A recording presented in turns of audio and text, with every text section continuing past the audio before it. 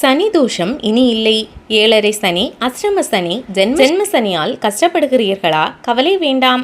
திருப்பத்தூர் மாவட்டம் ஆம்பூரில் குடியிருக்கும் பெரிய ஆஞ்சநேயரை சரணடையுங்கள்.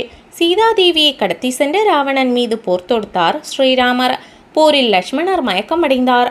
இதை சரி செய்ய அரிய வகை மூலிகைகள் விளையும் சஞ்சீவி மலையை பெயர்த்தெடுத்தார் ஆஞ்சநேயர்.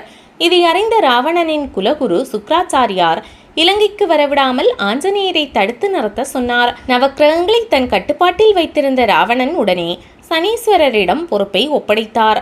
இலங்கை நோக்கி வரும் ஆஞ்சநேயரை சுற்றி வளைத்தார் சனீஸ்வரர். சும்மா விடுவாரா ஆஞ்சநேயர்? தன் கையில் இருந்த சஞ்சீவி மலையை சனீஸ்வரனின் தலை மீது வைத்தார். பாவம், அவரால் பாரத்தை தாங்க முடியவில்லை. சுவாமி, என்னை மன்னியுங்கள் என கதறினார். ஸ்ரீராமரை வழிபடும் பக்தர்களுக்கு எந்த சிரமத்தையும் கொடுக்கக்கூடாது. இதற்கு ஒப்புக்கொண்டால் விடுவிக்கிறேன் என்றார் ஆஞ்சநேயர். நிச்சயமாக நீங்கள் சொல்வதை செய்கிறேன் என்றார் சனீஸ்வரர். பின் விரைவாக சென்று லட்சுமணரை காப்பாற்றினார் ஆஞ்சநேயர். இப்படி சனீஸ்வரனை தன் திருவடியால் மிதித்து ஆணவத்தை அளித்த புண்ணிய தலம்தான் ஆம்பூர்.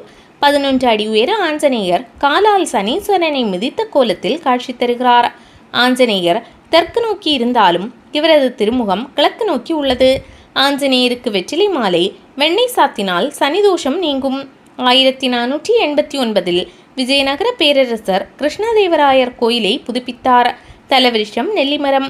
கோயிலின் முன் உள்ள கருடக்கம்பத்தில் தீபமேற்றினால் சர்ப்பதோஷம் நீங்கும்.